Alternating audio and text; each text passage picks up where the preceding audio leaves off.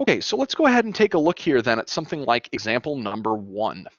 In example number 1, I want to integrate this triple integral over E. I can see the region E here being defined, where, and I'm integrating the function z. Okay, so this is kind of strange. I might want to go ahead and start to imagine what this solid is going to look like. Now, let's see here. So this is z is greater than x squared plus y squared, and z is less than or equal to 4. We kind of dealt with a picture like this in the last section, and I'm going to go ahead and sketch out really quickly what this solid actually looks like.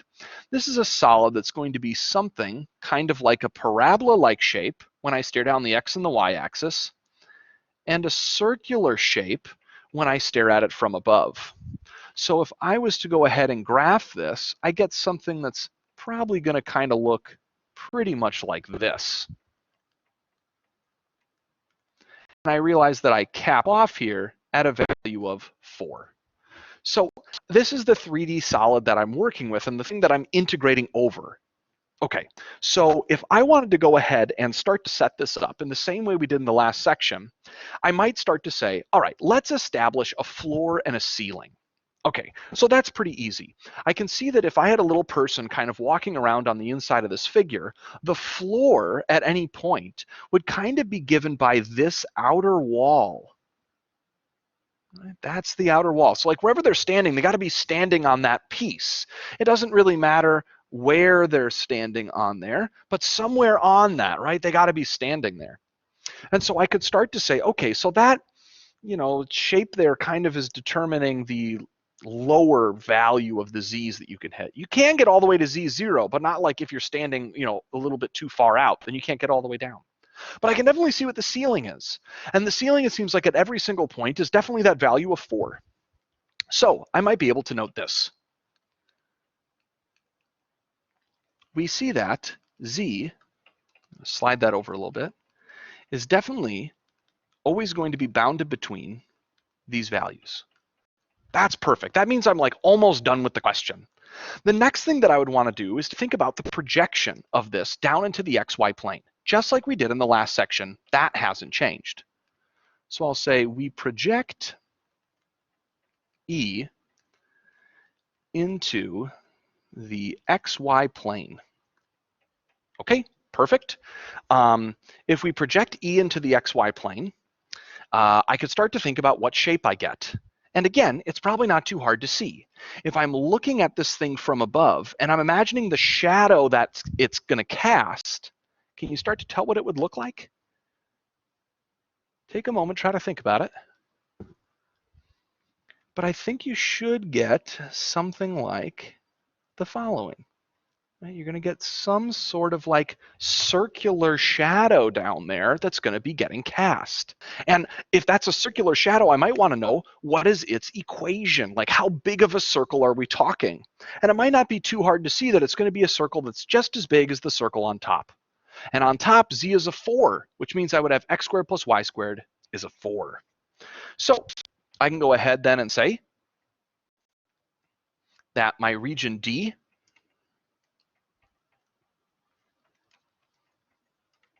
looks like this and has a radius of 2.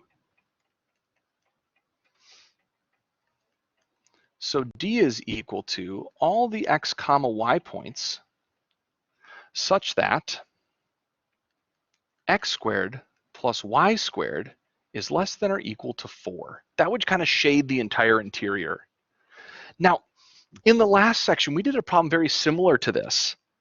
And we looked at what could we do to kind of break this up and define this as a nice rectangular region. And we could imagine this as like, top of a circle, bottom of a circle. And while that's not wrong, it might be a bit clunky. And it really created some awkward bounds for us with some really messy square roots.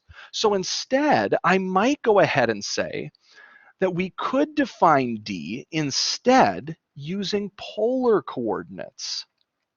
And we could think, what are going to be some bounds on theta? And what would be some bounds on r?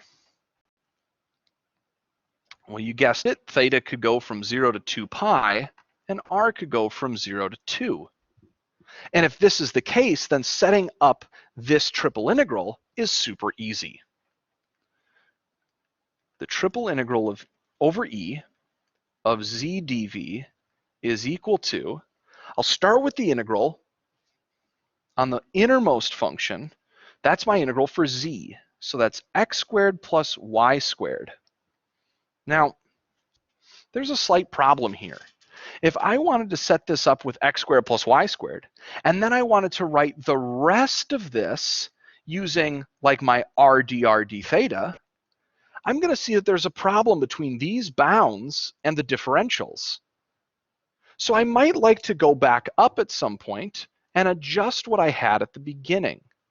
If z used to be bounded between 4 and x squared plus y squared, what could I replace x squared plus y squared with? Well, you might have guessed, it's r squared, because remember, that was a relationship we had established. So I can actually say that this thing goes from r squared to 4, and then my r kicks in 0 to 2, and then 0 to 2 pi. And I'm golden. And this is actually something that I could go ahead and compute. I'm not going to go ahead and compute this here, but I'm going to leave it to you to compute it. I would ask you again, pause the video, and then I will magically reveal the answer. All right, the answer that I got is 64 pi over 3.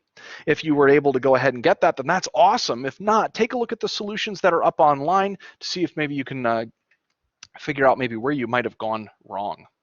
All right, we'll take a look at example 2 in the next video.